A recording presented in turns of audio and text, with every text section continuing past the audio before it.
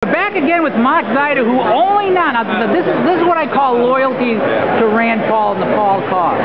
He waited till the very end of the interview to mention that he's a congressional candidate in Ohio 11, which it's almost sacrilegious for a candidate for Congress to not promote his campaign first and foremost.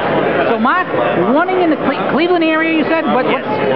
The Ohio's 11th district constitutes Cleveland and the eastern suburbs, and also Snake Sound, part of Akron. Now, as it's Cleveland, I would imagine it's a rather strong Democratic area to some degree. Oh, it's very strong Democratic area for about the last 50, 60 years, and it shows it.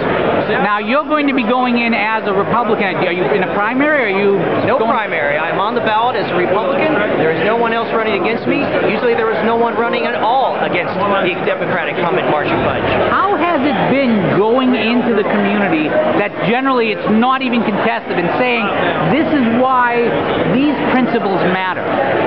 You know, people have been open. They are open for someone else for a choice, because this area has hurt. We're in the 6 years now of Obama. We're into 8 years now of Marcia Fudge representing, and these mainly poor and struggling middle class people are hurting, and they don't care anymore about race or about party.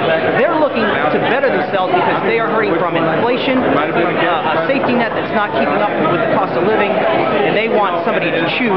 If it's white, Republican, it's not going to matter, and that's where I'm going in. And I'm not just a Republican, I'm a classic liberal. I'm a libertarian Republican, so I can reach out because I fight for civil liberties and property rights. I'm a taxpayer advocate in my home of Shaker Heights, which is a suburb of Cleveland. Now, since Cleveland has not done so well in the last few years, can you make the case, because of so many years of Democratic rule of the area, that this is what the Democrats have given you?